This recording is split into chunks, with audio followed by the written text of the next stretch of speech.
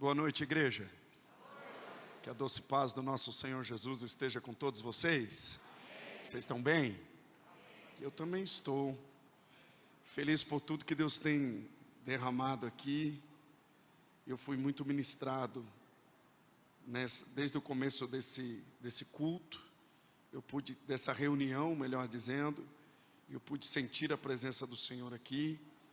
E é muito bom estar num ambiente onde Deus está se movendo. Muitos me perguntam, pastor Júlio, como que você sabe que o Espírito Santo está num lugar? Pelo movimento.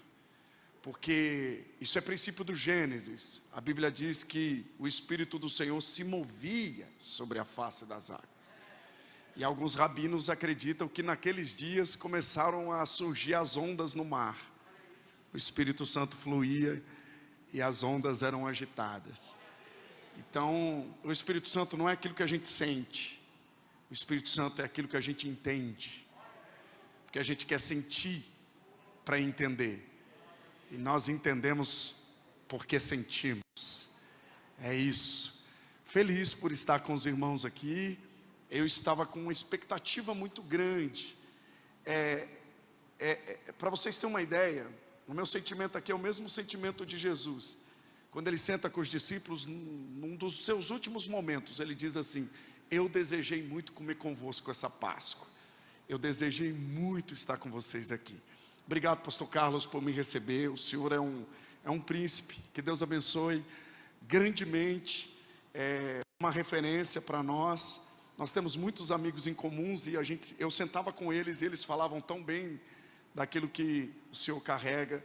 E eu fico muito feliz por essa conexão. Sem perca de tempo, abra sua Bíblia.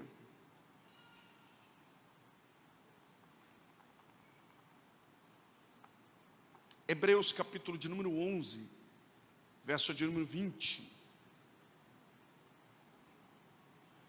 Que Deus abençoe grandemente, Diego. Como eu fui ministrado pela sua vida essa noite aqui. Que Deus continue te preservando, você e sua banda. Eu fui muito ministrado pela sua sinceridade, pela sua entrega no altar. Então, poderoso que Deus tem derramado na sua vida, que o seu ministério continue expandindo cada vez mais. Que Deus abençoe. Eu queria que você aplaudisse o Senhor pela vida do Diego. Amém. Glória a Deus pela sua vida. Glória a Deus pela sua vida. O texto diz assim: pela fé, Isaque abençoou Jacó e Esaú no tocante às coisas futuras. Hebreus 11, 20 diz assim: pela fé Isaque abençoou Jacó e Esaú no tocante às coisas futuras. Agora você abre, está aqui, Hebreus 11 e 20, volta lá para mim. Pela fé Isaque abençoou Jacó e Esaú no tocante às coisas futuras. Agora você abre para mim, você projeta para mim, por favor, Mateus, capítulo de número 13.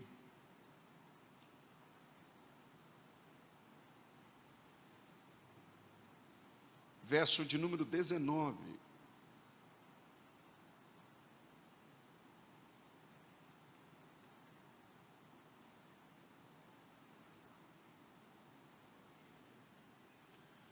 Ouvindo alguém a palavra do reino, e não a entendendo, vem o maligno e arrebata o que foi semeado no seu coração. Este é o que foi semeado ao pé do caminho. Preste bem atenção nesse texto, que é uma palavra de Jesus. Ouvindo alguém a palavra do reino, e não a entendendo, vem o maligno e arrebata o que foi semeado no seu coração. Este é o que foi semeado ao pé do caminho, e você diz amém.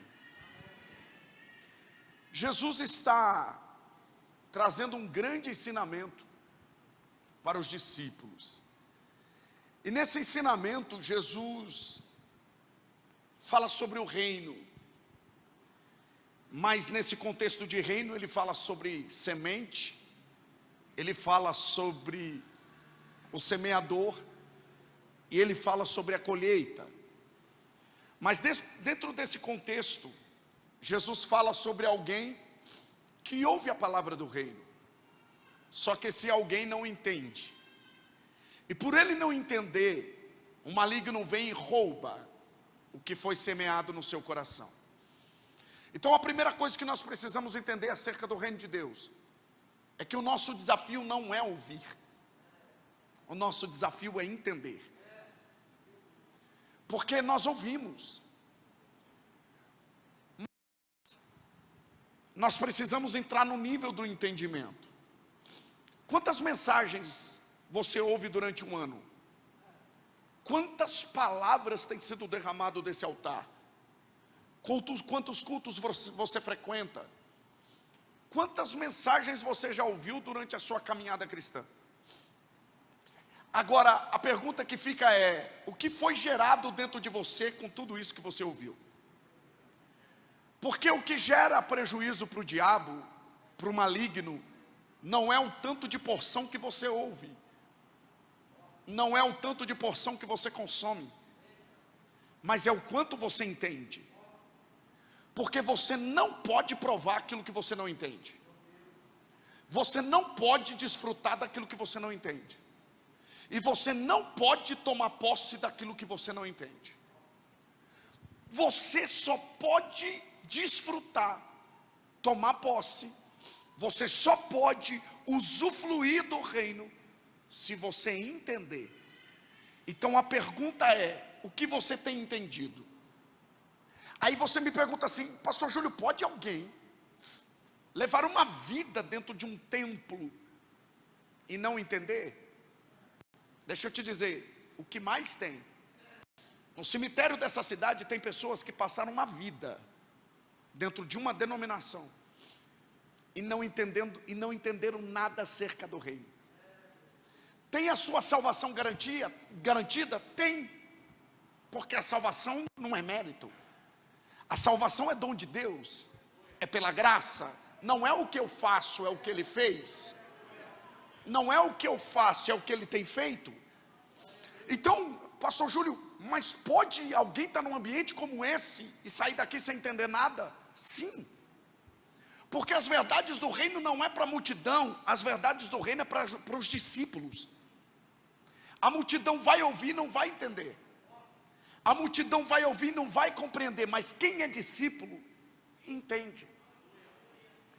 E o texto está dizendo que quem ouve as verdades do reino e não compreende, Jesus diz que o que acontece com ele? O maligno vem e rouba. Tudo que você perdeu foi porque você não entendeu. O texto está dizendo, porque o entendimento protege. Você sabe guardar muito bem o seu carro, você está aqui dentro e tem certeza que o seu carro está muito bem guardado. Você sabe que a sua casa está muito bem guardada. Você sabe que as suas finanças estão muito bem guardadas. Você tem um aplicativo aí que te dá todas as informações necessárias acerca das suas finanças. Você sabe de muita coisa acerca da sua vida, mas você não sabe guardar as verdades do reino. São poucos que conseguem guardar as verdades do reino. Porque quando nós aprendemos a guardar as verdades do reino que é liberado sobre nós, o diabo não vai nos minar, o diabo não vai saquear mais a nossa vida. Então o seu desafio não é ouvir, o seu desafio é entender, porque se você entender, o diabo não vai tocar em nada na sua vida. O diabo não vai roubar, o diabo não vai arrancar, por quê? Porque você entendeu.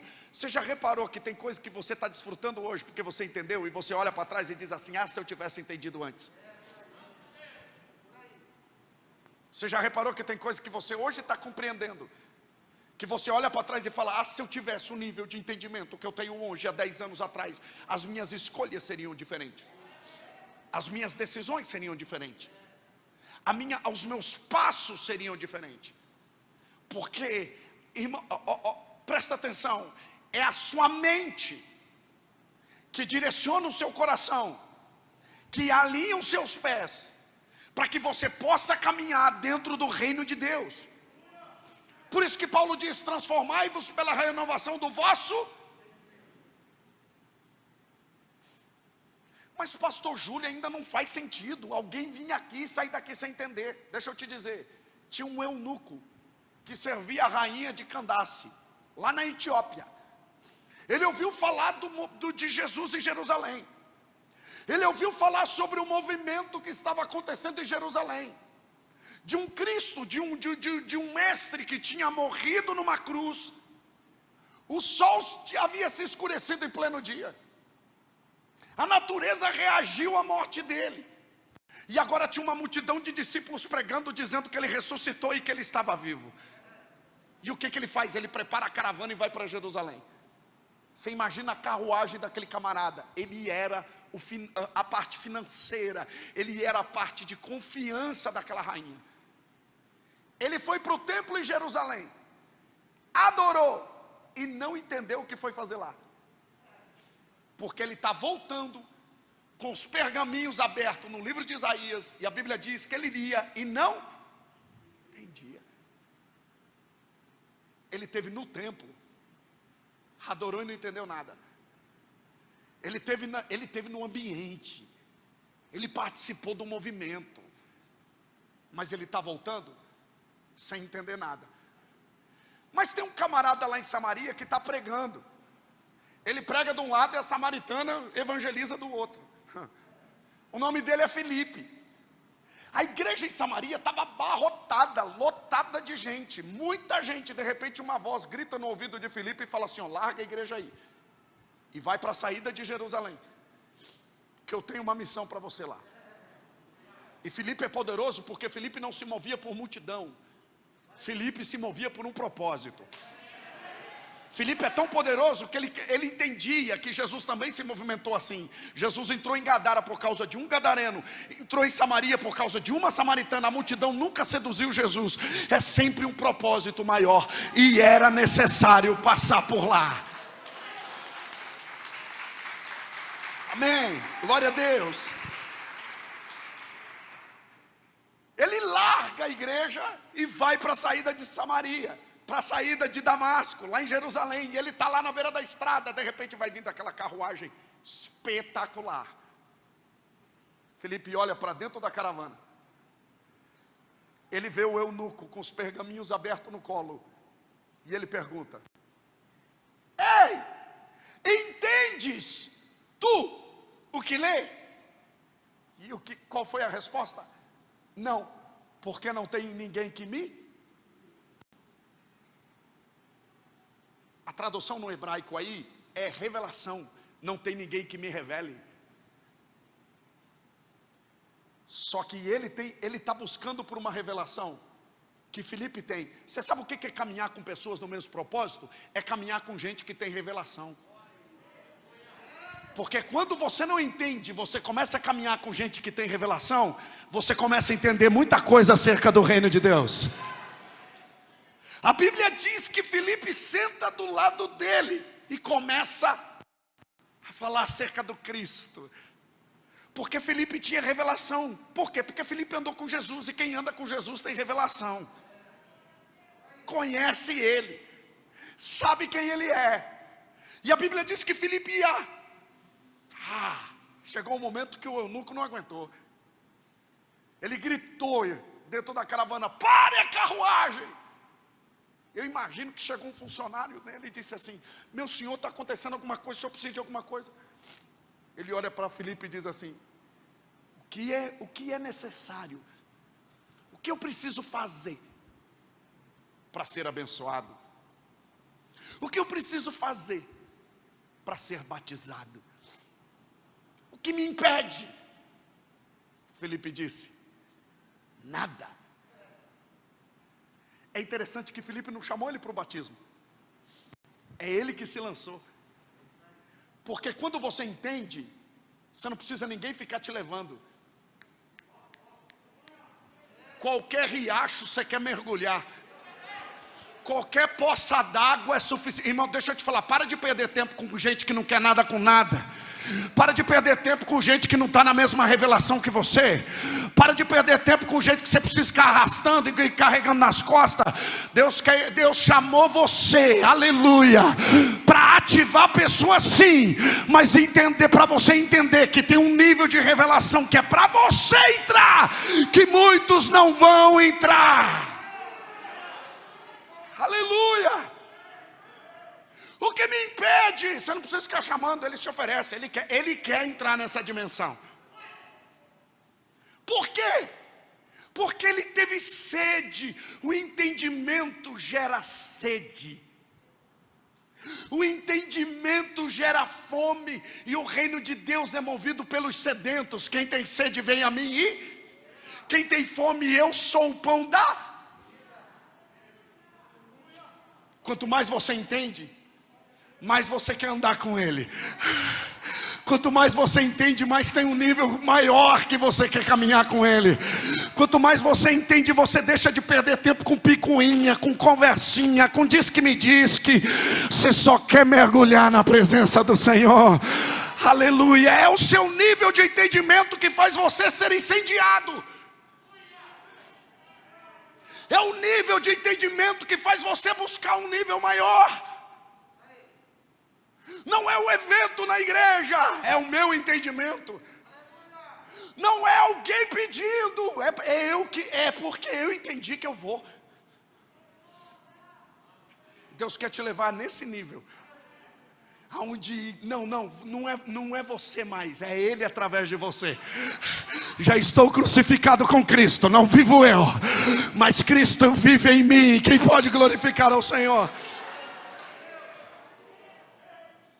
O problema da igreja brasileira é que ela está num movimento, ela está num ambiente como esse. E se não tiver um mover, ela acha que o Espírito Santo não está aqui. Se não tiver uns arrepios. Mas eu viajo o Brasil inteiro pela misericórdia há 14 anos. E eu já frequentei muitos lugares que é só apelo emocional, mas que não é gerado entendimento nenhum. Porque não é sobre cair no Espírito. Não é sobre cair no Espírito. É sobre entender o Espírito. Não é mais tempo de cairmos para fora, é tempo de cairmos para dentro. Não sei se faz sentido para você. Porque o filho pródigo, ele caiu em? Não, ele não caiu do lado de fora, ele caiu para dentro. É esse o nível que Deus quer te levar. Por quê? Porque ele entendeu, se eu não voltar para casa eu vou morrer aqui. E não é sobre sentir. A mensagem mais poderosa pregada aqui não é a que você saiu daqui sentindo, é a que você saiu daqui entendendo. É quando você sai daquela porta para fora dizendo: eu preciso ser melhor. Eu preciso voltar a ser um marido melhor. Eu preciso ser uma esposa melhor. Eu preciso ser um pai melhor. Eu preciso ser melhor. Eu preciso fazer a vontade de Deus. Eu preciso parar de fazer o que eu estou fazendo.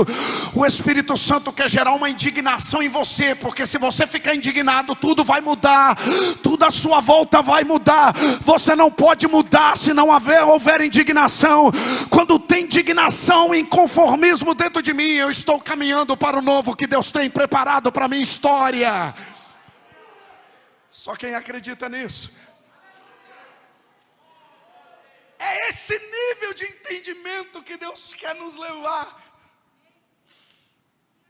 Isaías 44, verso 3 e 6 diz assim: porque derramarei água sobre o sedento e rios sobre terra seca. Derramarei o meu espírito sobre a tua posteridade, a minha bênção sobre os teus descendentes. E eu quero te trazer essa resposta. Por que você precisa ser cheio? Pastor Júlio, mas por que eu preciso entender? Agora eu quero conectar com Hebreus 11:20, o texto que nós lemos. Projeta para mim novamente Hebreus 11:20, por favor. Pela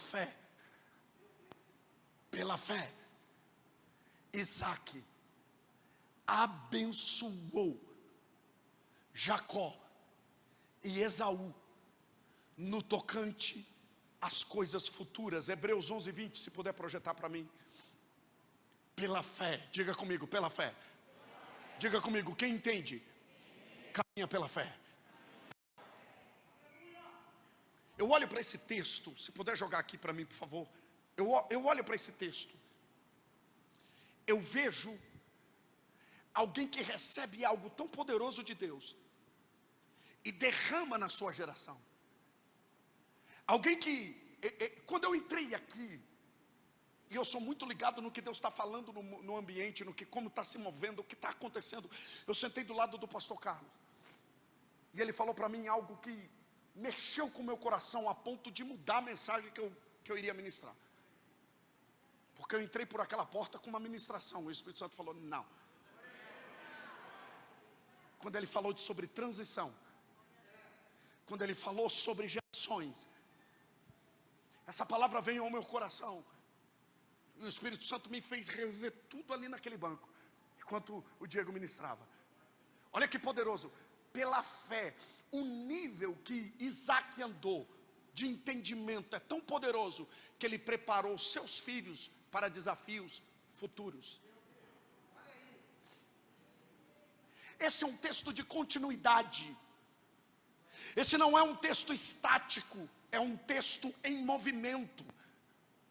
Esse é um texto que fala de entendimento, de legado, de alguém que entende. Por quê? Porque se uma geração entender o que é a pessoa do Espírito Santo e o que ele está fazendo nesse tempo, ela consegue preparar outra geração que está vindo por aí. E acredite, Jacó só vai se estabelecer se Isaac cumprir o seu papel. E Isaac é aquele que pega do pai Abraão e derrama na vida dos seus filhos. Porque bênção não é aquilo que temos que vai parar em nós. Eu estou falando sobre entendimento, porque nós temos um entendimento errôneo sobre bênção. Você quer ver como que nós, como igreja, e eu estou falando num plano macro, entende o que é bênção? Se o camarada sair com um carro zero, ou aparecer com um carro zero na sua frente, você fala, fulano está na bênção. Se você visitar a casa daquela irmã e ver aquela casa espetacular, aquela cozinha espetacular, que você tanto pede a Deus, você fala, fulana está na bênção. Mas se o que ela conseguiu quebrando princípios. Se o que ela tem, ou se aquela pessoa tem, foi conquistado de maneira errônea. Por quê? Porque tudo que é bênção vem de Deus. Tem muita coisa por aí que estão dizendo é bênção, e Deus está falando, não é, porque não foi eu que dei. Não é, porque tudo que foi conquistado foi quebrando princípios. E a bênção aqui fala de uma bênção não de ter, falam de uma bênção de ser. Não é sobre ter, é sobre ser. Porque eu conheço muita gente que tem muito dinheiro, mas o coração dele nunca teve no dinheiro, e essa pessoa é uma bênção. Eu conheço muita gente que mora de aluguel, não tem muito, mas diante de Deus, aleluia, ela é reconhecida no céu, porque bênção é ser reconhecido no céu.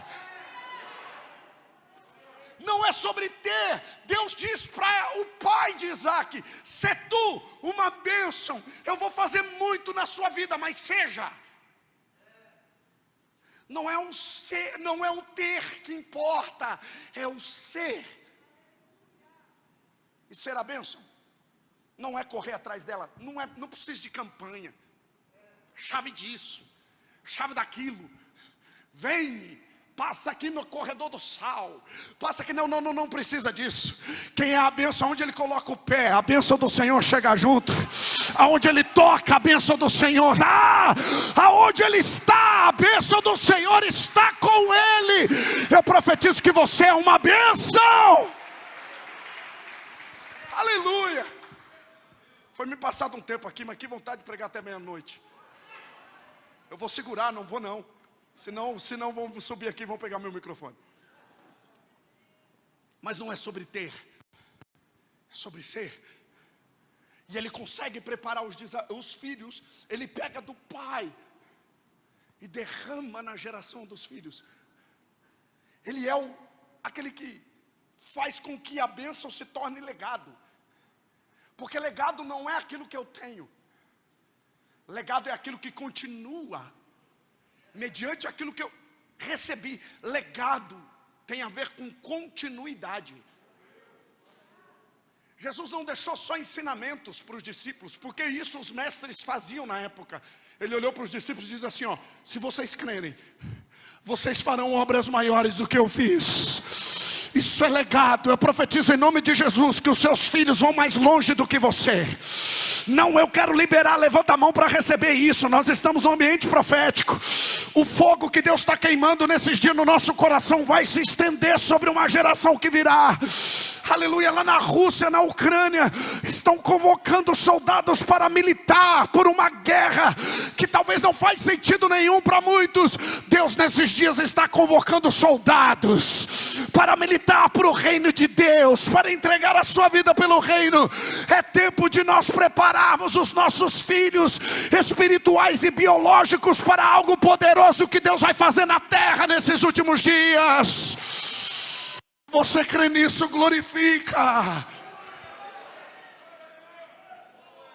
Aleluia.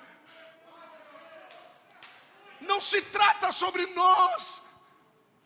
Por onde eu tenho caminhado, eu tenho visto, Diego, eu tenho visto, pastor Carlos, uma briga geracional dentro das igrejas.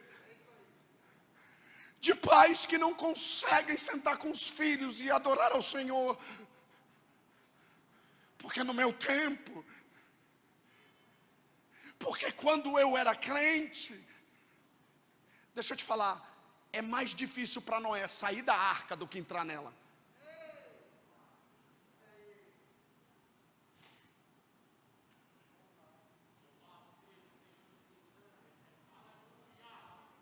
É difícil construir uma arca, é difícil. 40, a Bíblia diz, historicamente, que de 100 a 120 anos, ele construiu a arca.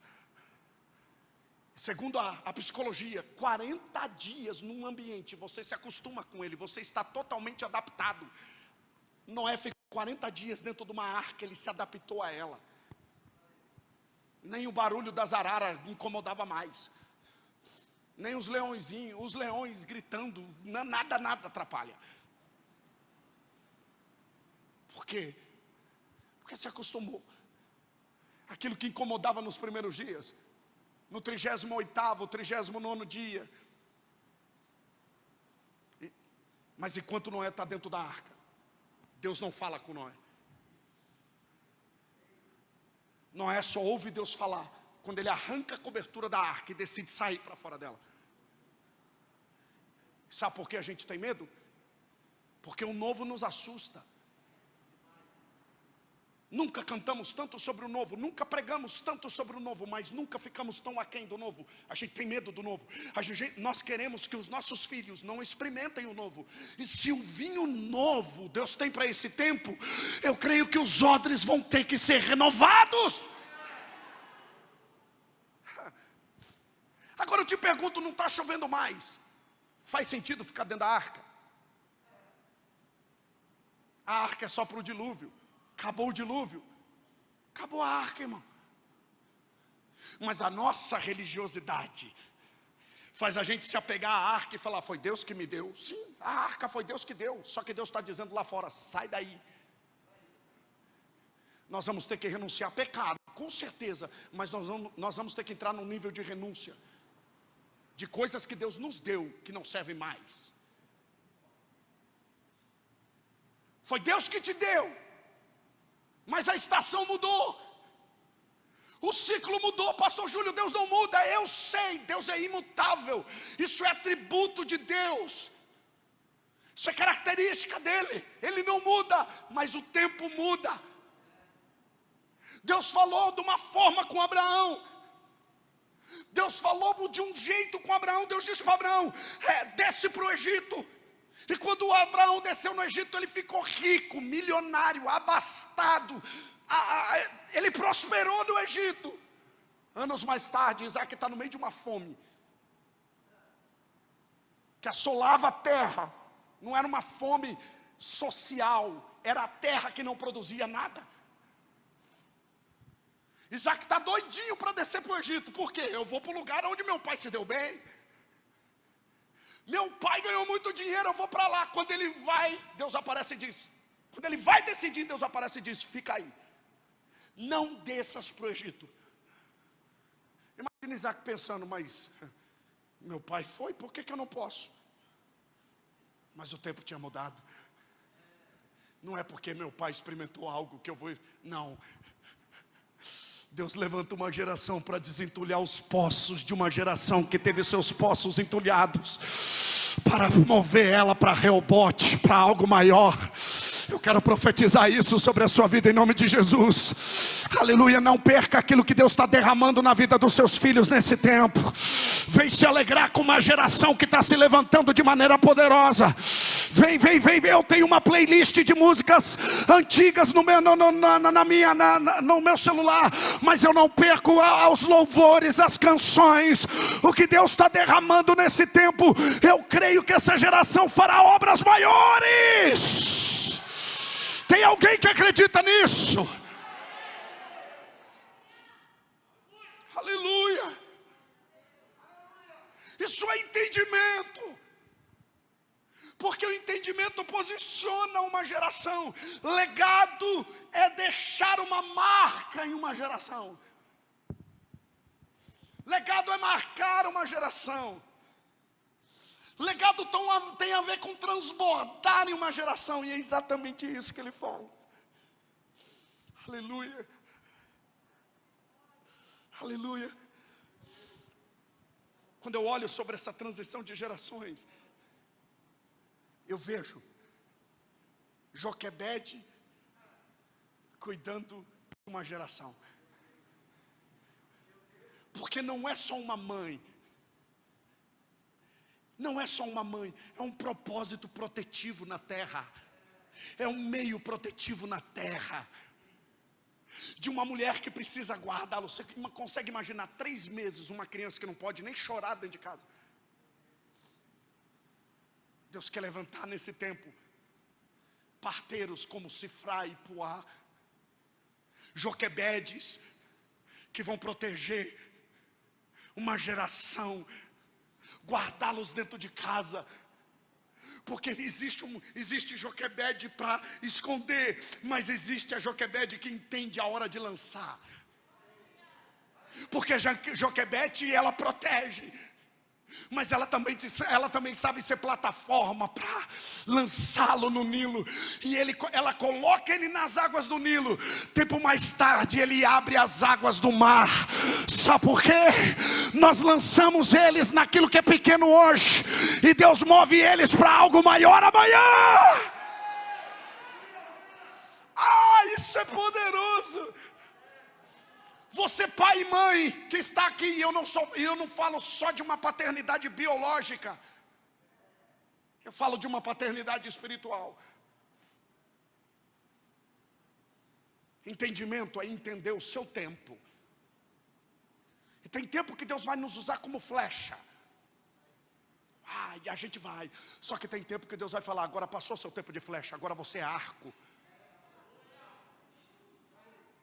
No seu tempo de flecha você ia, você pregava, você está no auge do seu vigor. Mas chega um tempo que Deus te faz plataforma. Anda comigo que você vai me pregar mais do que eu. Anda comigo que você vai cantar mais do que eu. Anda comigo que eu quero ver. Não, o que Deus confiou a você vai ser potencializado. Anda comigo que eu vou projetar você para ir mais longe do que eu. Todo ministério precisa de pessoas como arco. Ananias. Quem era Ananias? Um simples obreiro, que aparece daí numa história curta, brigando com Deus, porque Deus escolheu Saulo de Tarso, e ele está doido, uma arara. Deus, esse camarada tem cartas, ele está matando todo mundo, ele está fechando a igreja, está perseguindo o seu povo, e Deus diz, vai, porque ele para mim é um vaso escolhido. Ele chega na rua direita lá em Damasco, e quem está de joelho? Saulo, dizendo, Senhor, eu pequei contra ti.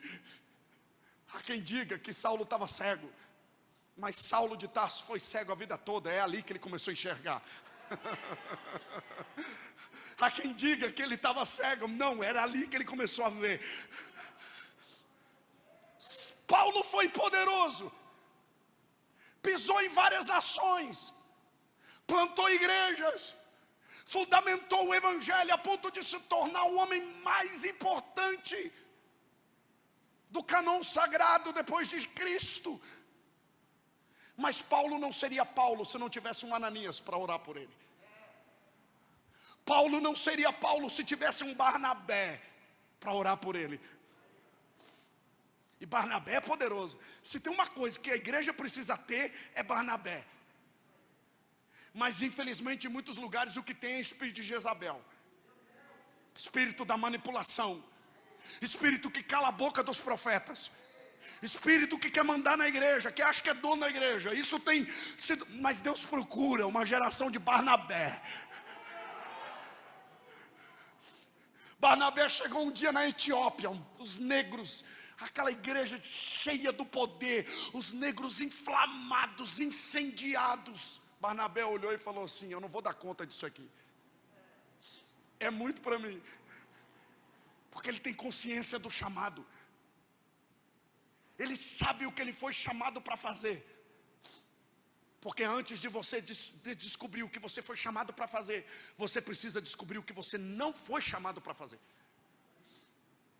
Antes de você descobrir quem você é, você precisa descobrir quem você não é. Lembra de João? Tu és Isaías, tu és o Messias, tu és o profeta. Ele não.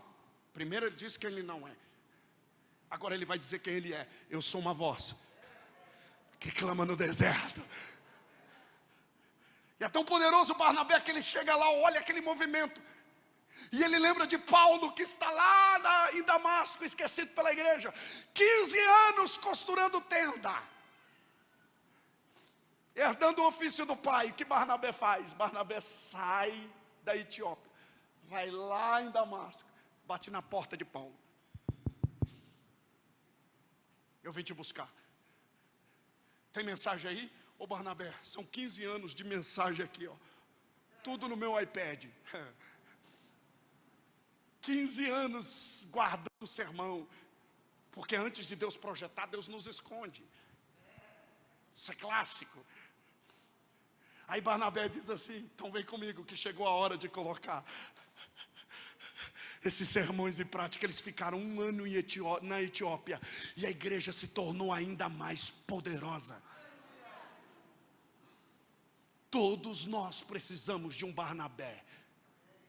Todos nós precisamos de alguém que nos prepare para ir mais longe, de alguém que projete-nos para ir mais longe.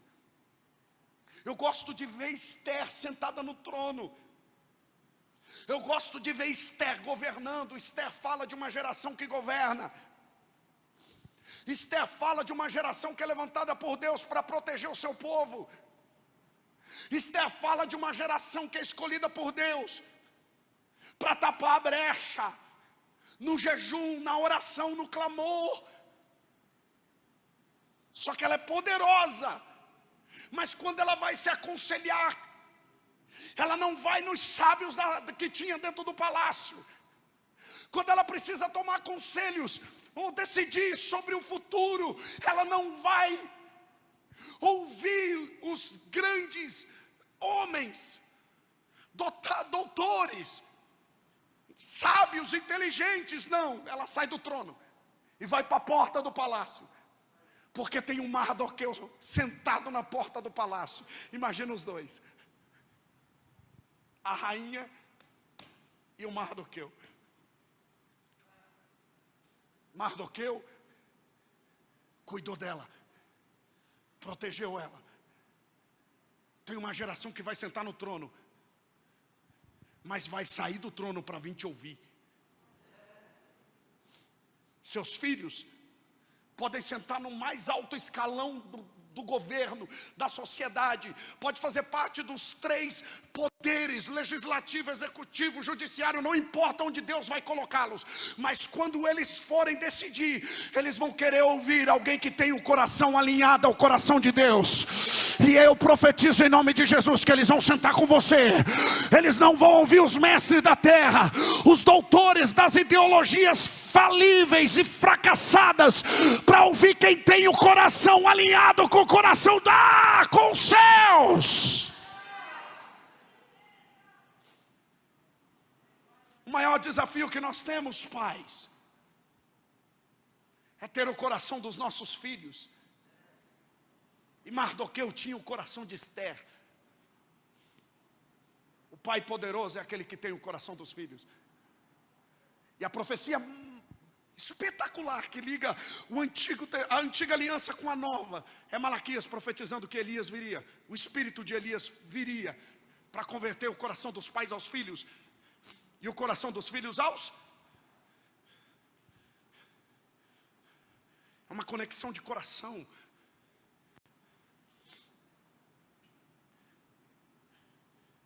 Um pai começa a perder o filho. Parece até uma conferência de pais e filhos. Eu estou tentando sair daqui, mas não consigo. O Espírito Santo não deixa. Eu estou tentando sair daqui, mas o Espírito Santo não deixa. Salomão disse que um coração fechado é mais difícil de conquistar do que uma cidade. Você conquista essa cidade para você, mas você não ganha o coração de alguém que fechou o coração para você. Um filho que fecha o coração para o pai, um obreiro, alguém, um discípulo que fecha o coração para o seu pastor, para o seu líder. E tudo que Satanás quer fazer é isso aqui, ó, desconectar corações. E a conexão de coração fala de conexão de espírito também. Porque o Deus que procura o homem no jardim não é um Deus que procura o homem no jardim. É Deus que procura o homem aqui. Porque quando Adão peca, desconecta aqui. Deus não consegue mais ministrar no coração de Adão. E não é um Deus perdido procurando um homem no jardim, é um homem que está perdido. Não, Deus não está perdido, Ele sabe onde Ele está. Mas Ele olha aqui dentro e, cadê você que estava aqui? Cadê você que nós tínhamos uma conexão aqui dentro e perdemos essa conexão? Deus quer conectar corações para caminhar no mesmo propósito. Quanto mais entendimento você tiver, mais o coração de quem te cerca você terá. Levanta as mãos para receber isso. Nós estamos no ambiente profético. Eu quero liberar isso sobre a sua vida.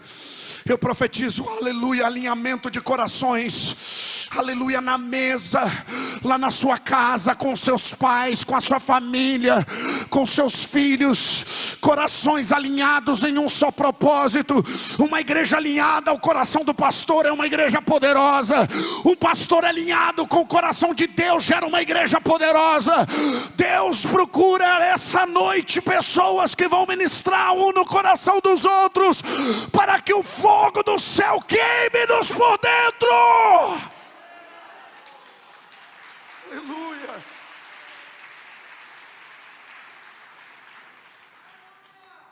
Aleluia. Aleluia. Esse Isaac que prepara Jacó, é o Isaac que teve uma experiência sobrenatural com o pai. Ele está subindo o Monte Moriá para ser morto.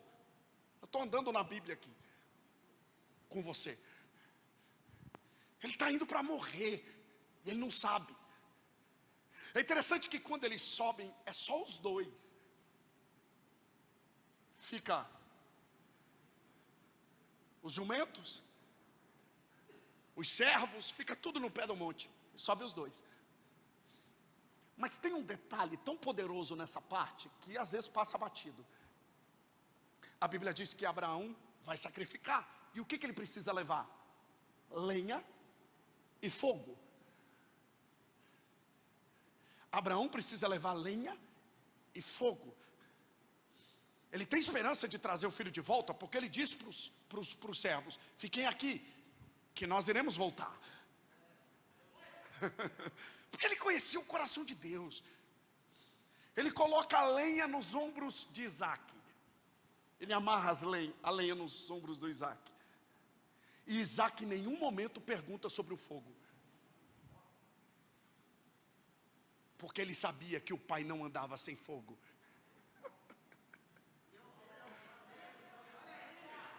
Ele se preocupa com o cordeiro, mas ele não se preocupa com o fogo. Por quê? Porque se o pai colocou lenha nas costas dele, é porque o pai tem fogo para queimar as lenhas. Ah, isso é poderoso. Eu estou arrepiado aqui. Pastor Júlio, o que eu faço para ganhar o coração dos meus filhos? Queime as lenhas que eles estão carregando. Pastor Júlio, o que eu faço para ganhar essa geração? Não coloque lenha nas costas deles se você não tiver fogo, porque senão será um fardo neles. E tem muitos lugares que jovens estão andando assim, porque os velhos não têm fogo para queimar a lenha que eles carregam. Mas tem dedo para apontar, tem dedo para julgar, tem dedo para dizer: uma geração perdida. Ah, essa geração está perdida. Não, não está, porque ainda tem homens e mulheres de Deus carregando fogo. Ai, eu estou arrepiado aqui. Que isso? Que isso? Ragachadagaçadaragachai. Eu estou esses dias em casa com o joelho dobrado, porque eu nunca impus nada para os meus filhos. Eu nunca cronometrei tempo para os meus filhos orar. E nunca exigi que eles orassem. A única coisa que a gente faz é quando a gente senta à mesa e eu peço para um deles orar. Duda, faça a oração. Júlio, faça a oração, filho. Nada imposto. Porque Deus me deu entendimento. Só queime, filho, que os seus filhos vão queimar com você. Eu estou esses dias de joelho dobrado na beira da minha cama, agradecendo ao Senhor. Quando eu abro o olho, eu vejo o César, Júlio César, de joelho dobrado do meu lado, adorando ao Senhor e dizendo: Senhor, guarda papai nas viagens, usa o papai aonde ele estiver. A mensagem mais poderosa que eu preguei na minha vida foi o ano passado. Não foi num cartaz com grandes pregadores. Não foi para 3, 4, 5 mil, 1.500 pessoas. Não, foi na sala de casa, quando eu abri a carta de Paulo aos Romanos. E falei para os meus filhos a importância da salvação. A importância de confessar. Porque filho de crente não é crente. Filho, não. Eles precisam se entregar a Cristo também. Eu preguei para eles. E no meio da ministração, e o meu filho, ele é mais impulsivo. Duda já é mais metódica. Eu nem terminei de pregar na sala de casa. Meu filho já estava de joelho dobrado, dizendo: pai, eu quero aceitar Jesus. Aleluia. Eu olhei para Duda e falei: e você, filha? Eu também.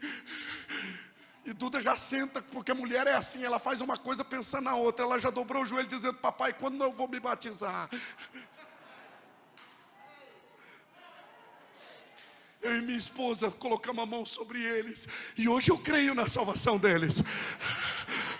Você não precisa, você não precisa empurrar o evangelho goela abaixo dos seus filhos. Você não precisa forçar nada. Só queima que vai fluir de você. Só queima dentro de casa que eles vão queimar nas praças.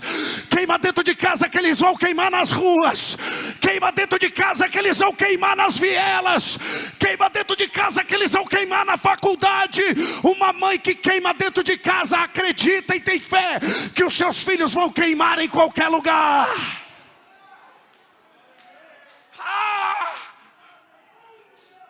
Talvez você está dizendo aqui: pastor Júlio, os meus filhos estão tão longe do evangelho. Continua queimando para você ver. Continua com sede de Deus para você ver. Continua amando Deus. a ponto dele ser o seu único caminho, a ponto de você não ter opção, de não ter mais para onde voltar. Para você ver, naquele dia, no grande trono branco, ele vai olhar e vai dizer: você veio, né, filho? Cheguei, papai. Aí ele vai fazer uma pergunta: quantos você trouxe com você? Billy Graham, um dia pregando, disse, isso está escrito na sua biografia, que se um homem ganhar a sua família para Jesus, ele já fez uma grande obra e é digno de um grande galardão. E eu acredito nisso. Pastor Carlos vai chegar com a família dele lá, e eu tenho certeza que a igreja poderosa vai vir atrás dele. Itatiba, Nazareno Itatiba vai ir atrás dele dizendo: nós estamos juntos, combatimos o bom combate, acabamos a nossa carreira, guardemos a nossa fé um dia, e hoje nós estamos aqui, herdando aquilo que nos foi preparado na eternidade. Aleluia! Vinde benditos do meu Pai, possuir por herança. Vai ser o convite mais poderoso que a gente já ouviu na vida, o que eu tenho preparado para vocês. Eu tenho 6 minutos para pregar, para encerrar, e eu quero encerrar. Aleluia, aleluia, aleluia, aleluia, aleluia, aleluia, aleluia, aleluia. Quem sente a presença do Senhor aqui? Aleluia, aleluia. Você sabe por que José sonhou dentro de casa? Porque Jacó sonhou no deserto. Você sabe por que Jacó teve um José sonhador dentro de casa? Porque um dia ele colocou uma pedra como travesseiro e sonhou nela. Ele teve uma visão poderosa nela. Pais que têm visões, pais que sonham, geram filhos que vão sonhar com o céu. Pastor Júlio, por que hoje eu sonho no deserto? Para que os seus filhos sonhem dentro da sua casa, para que os seus filhos sonhem dentro de uma prisão, para que os seus filhos sentem no governo de uma nação. Não frustre o sonho dos seus filhos, porque pais que deixam de sonhar geram filhos que não vão sonhar. E esse é o maior desafio que nós temos: dar para os nossos filhos aquilo que nós nunca tivemos. E eu quero me aprofundar um pouquinho aqui, nesse minuto que ainda me resta. Deus não pode levantar uma geração curada se a geração anterior é uma geração doente. Porque uma geração doente adoece outra geração. Não deposite na vida dos seus filhos as suas frustrações. Não deposite na vida de quem você anda. Irmãos, aprenda a sonhar com quem você ama. Aprenda a projetar os seus filhos, a encorajá-los para algo que, aleluia, se você não pisou lá, seus filhos vão pisar. Se você não teve, os seus filhos vão ter. Aleluia. Eu profetizo que nossos pais andaram, nós estamos correndo, e os nossos filhos vão voar nas asas do Espírito.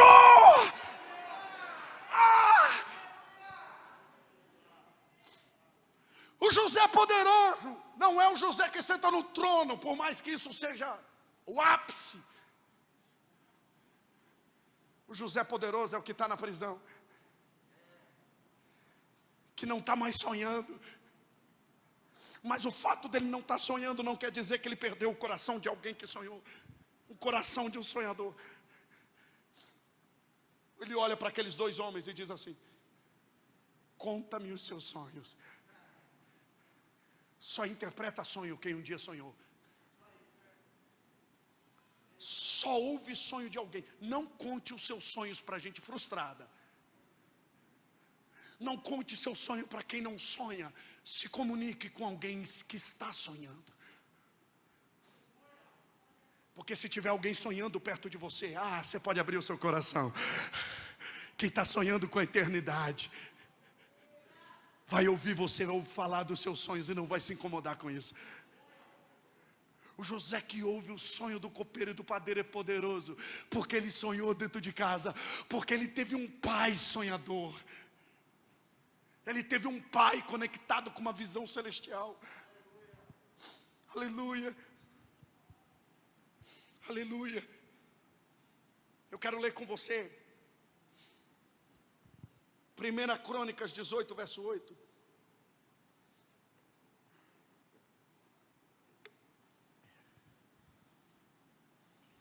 Primeira Crônicas 18, verso 8. 1 Crônicas 18, verso 8. Você vai ver o que Deus vai fazer já já. Segura aí. 1 Crônicas 18, verso 8. Diz assim: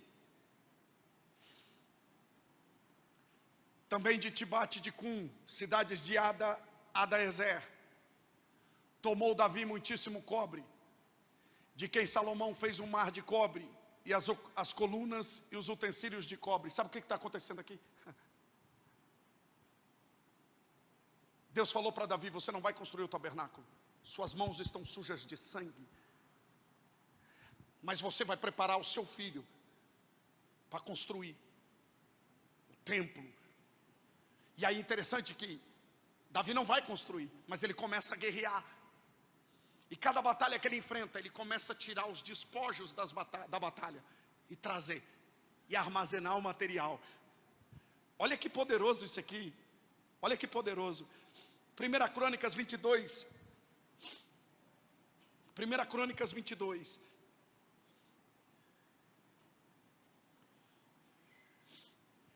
Já estamos encerrando. Disse Davi: esta é a casa do Senhor Deus, e este será o altar do holocausto para Israel. Deu ordem Davi que se ajuntassem os estrangeiros que estavam na terra de Israel, e ordenou cortadores de pedras para que lavassem pedras de cantaria para edificar a casa de Deus. E aparelhou Davi, verso 3, e aparelhou Davi ferro em abundância, para os pregos das portas das entradas e para as junturas, como também cobre em abundância, que não foi pesado. E madeira de cedro sem conta, porque os sidônios e os tiros traziam a Davi muito cedro em abundância. Verso 5, porque dizia Davi: Salomão meu filho ainda é moço e tenro, a casa que se há de edificar para o Senhor deve ser magnífica em excelência, para o nome e glória em todas as terras pois agora lhe preparei materiais. Assim preparou Davi materiais em abundância antes da sua morte. O que estamos deixando para uma geração? O que estamos preparando para essa geração? As guerras que você luta hoje não tem a ver só com o seu crescimento, por mais que isso também fala do propósito de Deus na sua vida, porque Ele trabalha em você. Mas existem guerras que você está enfrentando hoje, que é Deus permitindo que você lute, para que você derrame algo na vida de alguém que vai vir depois de você. Guerras que você enfrenta, porque mãe, pai, pastor, líder, obreiros, todos que estão aqui, se passamos por algumas dificuldades hoje, é porque tem alguém que precisa aprender com os nossos desafios e com as nossas dificuldades, porque as pessoas aprendem com as nossas cicatrizes. Não me fale de onde você venceu, eu quero saber aonde você foi derrotado. Não me conte sobre as suas vitórias, fale para mim aonde você fracassou, que eu aprendo mais com os seus fracassos do que com as suas vitórias. Eu aprendo mais com as suas frustrações do que com os seus êxitos. As nossas cicatrizes apontam para um destino Jesus, quando foi apontar os discípulos para um lugar, Ele não mostrou feridas, Ele mostrou cicatrizes. Porque pessoa curada tem cicatrizes, e gente curada aponta um destino. Aleluia. Pessoas curadas apontam o destino. Pessoas curadas têm um destino profético. Jesus toca nas minhas cicatrizes, porque elas testemunham do que eu venci. Deixa eu te falar, o processo vai te ferir, mas o propósito te cura. O processo vai arrancar sangue de você, porque a cruz que te fere também te cura. O processo vai permitir que você sangre, mas o propósito vai te curar. Davi sangrava nas batalhas, mas o propósito de deixar um legado para o seu filho ficava de pé. Tudo que Deus dá para um homem é para uma geração. Tudo que Deus dá para nós não se trata só sobre nós, se trata de quem virá através de nós. Uma igreja poderosa vai se levantar depois de nós. Se Jesus não voltar, eu profetizo que uma igreja poderosa vai já está se levantando nessa cidade. E eu encerro agora, de fato. Se vocês quiserem me ouvir pregar depois, vocês me convidam de novo. Viu? Vou voltar. Fiquei feliz. Nós olhamos Atos 2. Quando a gente olha Atos 2, nós temos a dimensão do mover do Espírito. E como que a gente olha Atos 2? A partir do vento veemente e impetuoso que encheu toda, mas algo muito mais poderoso, algo mais poderoso, muito maior, foi gerado naquele dia. Vem cá, Diego, me ajudar, por favor. Eu imagino Pedro sentado num cantinho frustrado. Sabe o que ele tinha feito? Negado Jesus. Aquilo que ele falou que nunca ia fazer, ele fez. Imagino Pedro sentado num cantinho assim, pastor Carlos, dizendo: o que eu fiz? Voltei a pescar e ele foi me buscar. Voltei frustrado fazer o que eu não devia fazer. Não devia voltar, mas ele foi me buscar. E aquilo está mexendo, aquilo está remoendo Pedro por dentro. Aquilo está... De repente alguém chega nele. A casa está tomada de poder. A igreja está incendiada. Alguém chega nele e fala assim: Pedro, prepara a mensagem, porque você vai pregar. Imagina o Pedro dizendo: o que eu prego aqui hoje? Qual pregador que nunca teve esse sentimento? O que eu vou falar se eu não tenho nada? Estou frustrado. E é interessante que é essa noite que Deus usa a gente. Porque o maior desafio do pregador é pregar numa noite que ele precisa que alguém pregue para ele. O maior desafio do pastor Carlos, eu sei que ele tem muitos, mas um dos maiores é subir aqui e trazer uma palavra num dia que ele precisa ficar sentadinho ali, porque alguém ministra na vida dele. Eu imagino Pedro olhando e falando: o que eu vou pregar? De repente ele entende. Ele entende. É aqui, ó. Transformai-vos pela renovação da vossa. Ele ressignifica a dor. Ele pega todo aquele contexto de frustração e ressignifica. Ele olha toda aquela situação e ele fala: não, tem algo acontecendo aqui. Eu preciso entender o que o Espírito Santo está fazendo. Imagina ele acalmando as emoções, as frustrações, as dores, o peso da culpa de ter pecado, de ter negado, porque o pecado dele foi tão grande quanto o de Judas. A diferença é que ele não teve remorso, ele se arrependeu. De repente ele olha, porque ele precisa observar, porque quem entende observa. E ele vê velhos, jovens, gerações apontando só para um lugar. Ele vê jovens cheios. Ele olha para os velhos estão como os que sonham. Atos 2:28. Projeta para mim Atos 2:28. Por favor. Ele olha todo aquele contexto, tudo que está sendo gerado. E ele diz: eu sei o que eu vou pregar. Joel profetizou isso, cara. Atos 2:28. Joel profetizou isso. Aleluia. Ele olhou aquela profecia. Pode tirar o texto. Ele olha o que está acontecendo. E ele disse assim: aleluia. Naquele dia, o Senhor derramaria do seu Espírito sobre toda carne. Os velhos teriam sonhos. Imagina os velhos tendo sonho com os jovens, olhando para os jovens e dizendo: rapaz, eu estou vendo você cheio da presença. Eu estou vendo você voando na presença do Espírito. Imagina ele olhando e vendo os pais abraçando os filhos, dizendo: Deus vai te usar muito. Deus vai fazer coisa poderosa na sua vida. Imagina ele olhando os mancebos. Mancebos fala de crianças em ter idade, adolescentes, profetizando, apontando um destino. Você consegue imaginar isso? Crianças sendo usados, mancebos, adolescentes sendo usados, apontando para um lugar. Um movimento profético. É um movimento de conexão de gerações.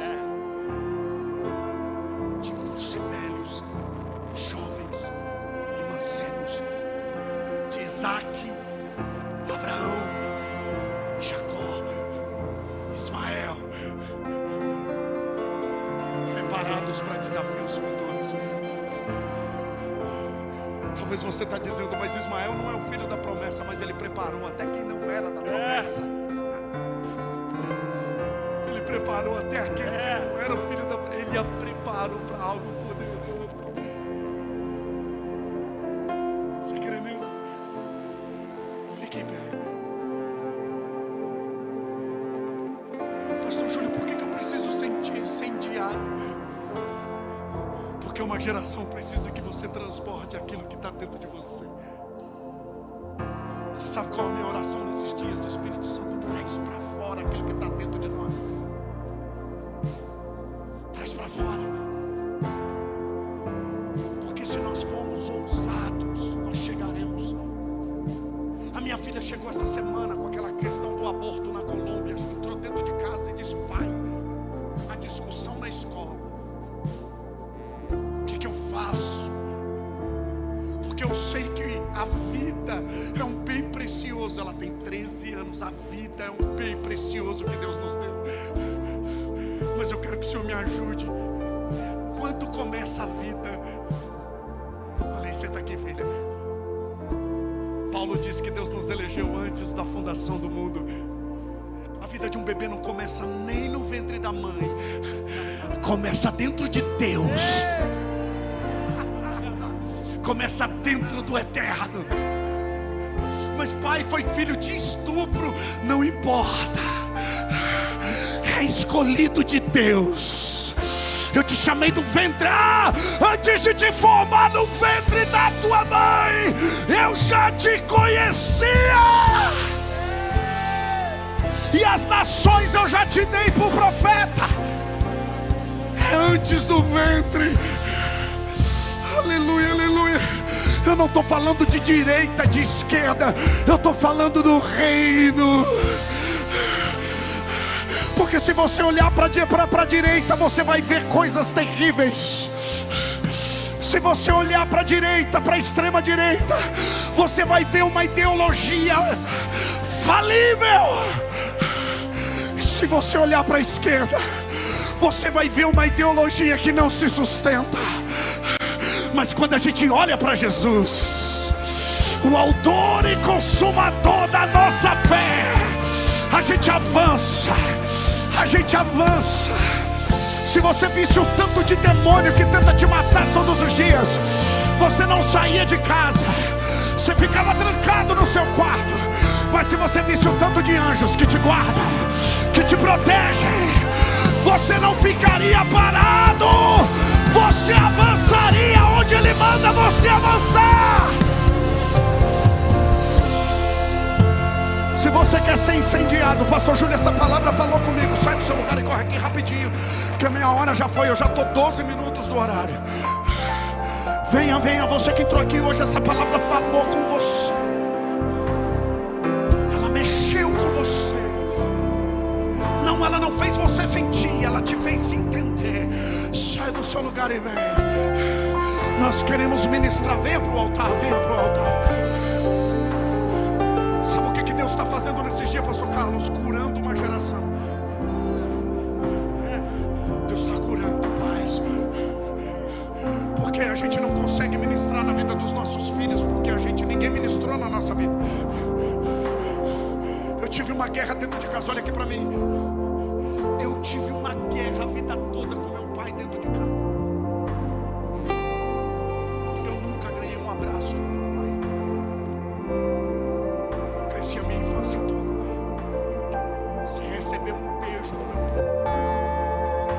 Eu estava me tornando o pai frio que meu pai foi para mim. Eu nem percebi. Um dia eu entro no apartamento, eu vejo meu pai deitado no chão e Maria Eduarda, um bebezinho, rolando com ele no tapete. Aquilo gerou algo em mim. Eu falei, Senhor, ele nunca fez isso comigo. Nunca teve um tempo assim comigo. Meu pai olhou para mim e viu que eu entristeci na hora. Eu bati a porta do apartamento e fui para a rua. Eu comecei a dizer, Senhor, por que meu pai agiu assim comigo a vida toda? E agora com a minha filha ele é diferente. Mas um dia nós precisávamos acertar uma pendência. Assim como Isaac e Esaú precisou acertar uma pendência. Eu tinha uma pendência com meu pai. Meu pai um dia entrou dentro do quarto. Eu cheguei do almoço, fui almoçar no apartamento dele. Eu cheguei do trabalho, na época eu trabalhava secularmente. Hoje eu trabalho por reino. Eu entrei no apartamento e eu estou no quarto. Meu pai disse assim, filho, eu preciso desse momento com você. O pai orou e falou com Deus. O pai está aqui para te pedir perdão. Você sabe por que o pai nunca te deu carinho? Porque o pai também nunca recebeu. Meu pai falou algo que rasgou meu coração. Ele disse, o maior desafio de um pai é dar para um filho que ele nunca teve. Talvez você está culpando o seu pai por não ter feito coisas para você que nunca ninguém fez por ele. E talvez você culpou ele a vida toda como eu fiz, mas nunca meu pai recebeu o carinho do pai dele. Deus quer restaurar a paternidade, a ponto de jorrar tanto amor dentro de nós para a gente compartilhar com os nossos filhos aquilo que a gente nunca teve do pai biológico, mas a gente teve do pai celestial. Eu estou vivendo os melhores anos da vida minha com meu pai. Eu e meu pai estamos vivendo os melhores anos. Ele me leva para o aeroporto pregar, ele compartilha foto. Ele olha e fala, filho, eu fico tão feliz em ver Deus te usando. Hoje eu beijo ele fica todo sem jeito porque ele é duro. Ele tem aversão a carinho, mas eu beijo, eu abraço. Eu não tive, mas eu dou para ele aquilo que eu nunca tive, porque eu nunca tive dele, mas eu tenho do pai. Eu profetizo que tem um pai te abraçando essa noite. Deus me revela que tem alguém aí no banco que Deus está dizendo, sai do seu lugar e venha que eu quero te curar hoje. Vai, Diego, adora. Deus me revela que você está aí na cadeira. O Espírito Santo está falando, vem que eu vou te curar. Vem que eu vou te curar. O incêndio começa dentro de casa. Se você for incendiado dentro de casa, você será incendiado em qualquer lugar. Uau!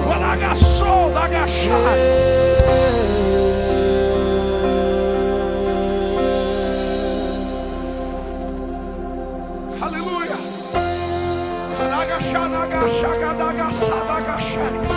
Quem sente a presença de Deus, entrega seu coração na mão dele agora. Entrega seu coração nas mãos dele agora. Vai, permita que ele ministre no seu coração. Deus está conectando o seu coração no coração dele agora. Eu profetizo que perdão será liberado nesses dias. A sua vida você vai experimentar o que ainda não provou. Pais vão abraçar os seus filhos e vão dizer, eu vou te dar o meu melhor. Você vai mais longe do que eu. Feche os olhos. Plena invadiu em mim. Receba o amor de Deus agora. Seja Seja incendiado, receba o abraço do Espírito Santo. Eu estou vendo a gente abraçando gente aqui. Eu estou vendo pais abraçando filhos aqui. Se revelou. O Espírito Santo chegou. Entre agora eu sou teu. Receba o abraço do Espírito Santo. Rasga o céu com a sua adoração agora. Rasga o céu.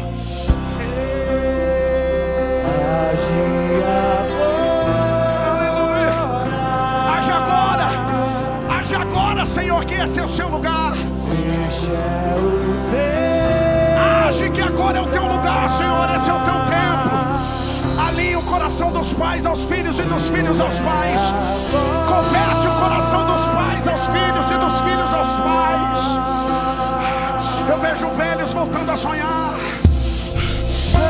Eu vejo velhos voltando a sonhar. Eu vejo velhos voltando a sonhar. Eu vejo jovens tendo visões aqui. Aleluia. Eu vejo a paternidade de Deus sendo liberado. Adore, adore. Se encha. Se você entendeu, deixa Ele te inundar. Se você entendeu, deixa Ele te inundar. Ele está tratando com corações aqui. Ele está conectando o coração de pais aos filhos.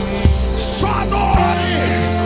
Uma geração curada se levanta em Itatiba. A Nazarena Itatiba levanta para curar uma geração que vai levantar uma geração poderosa. Sobe a adoração. Tua glória me sarou. Sobe a adoração. Morte plena invadiu em mim. Você que está no altar, receba. Você que vem para o altar, receba um abraço. Sinta o toque do Espírito. Luz divina que se revelou. Aleluia. O Espírito Santo chegou. Entre agora eu sou o templo inteiro. Aleluia.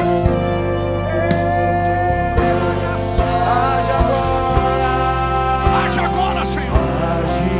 Ele desceu, pastor Carlos, ele desceu, ele está na nave do tempo. Ele está passeando no nosso meio agora. Ele está curando feridas que foram geradas dentro de casa. Esse é o teu lugar, Senhor. Isso. Tu é a glória. Tu é a glória.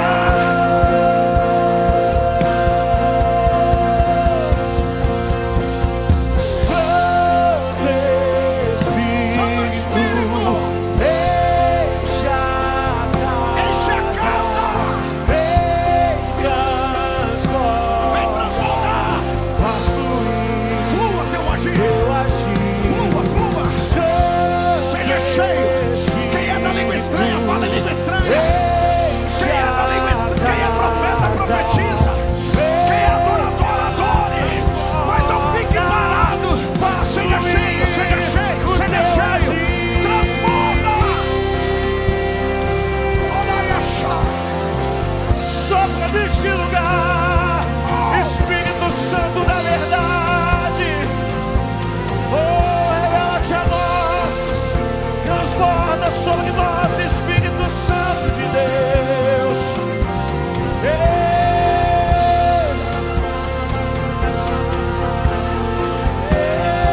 Levanta as mãos.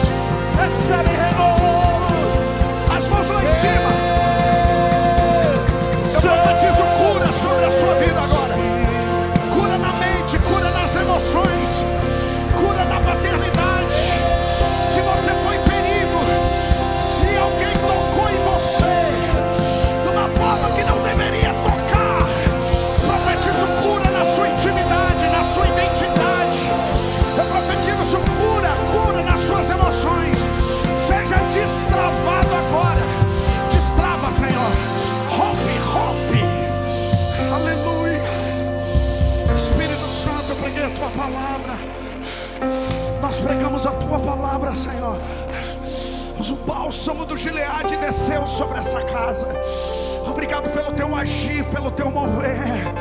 Obrigado por tudo que o Senhor comunicou nessa casa. Nos incendeia, para incendiarmos uma geração. Nos queime para que nós venhamos queimar os nossos filhos. Queime, Senhor, apesar das circunstâncias, apesar das crises, o fogo arderá continuamente sobre o altar e não se apagará. Que seja constante o teu fogo, que não seja fogo de evento, que não seja fogo de final de semana, mas seja um fogo constante, aleluia, incessante, irradiante.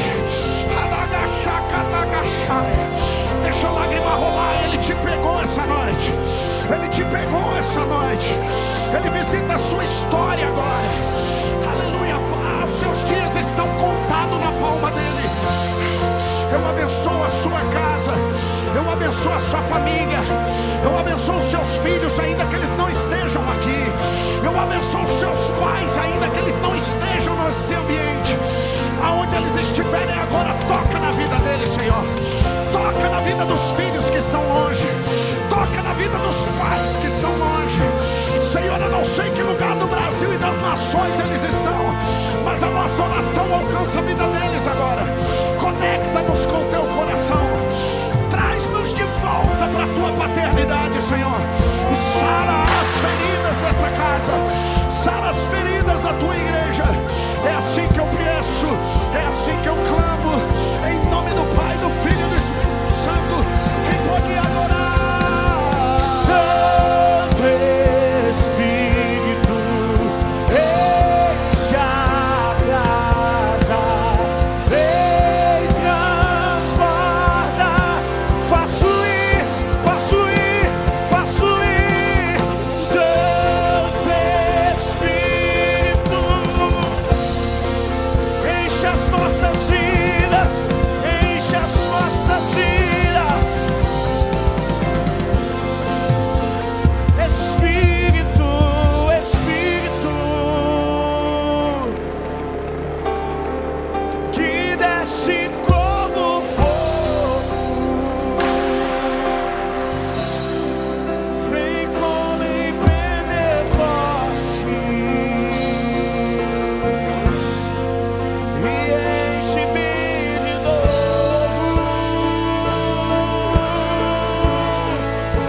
Espírito, Espírito,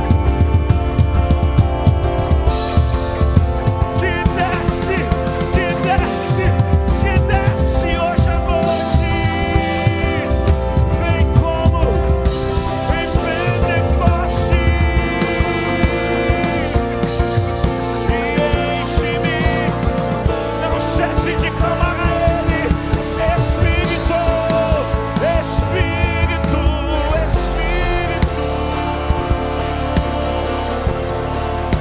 que desce como fogo,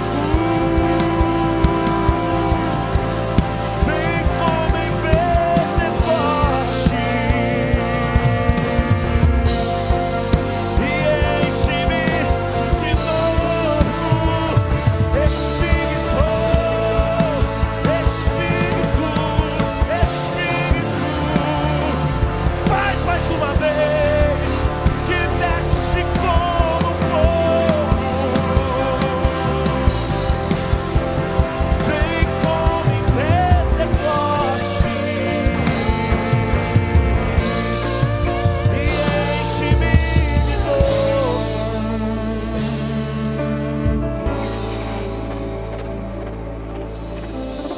Santo Espírito desce como fogo, Santo Espírito desce como fogo, incendeia, incendeia.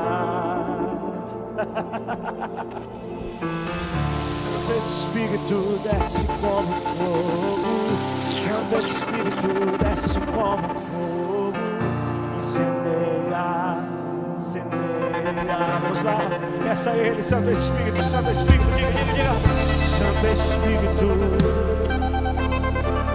Santo Espírito desce como fogo, incendeia. Existe renovo fluindo entre nós hoje à noite. Recebe renovo.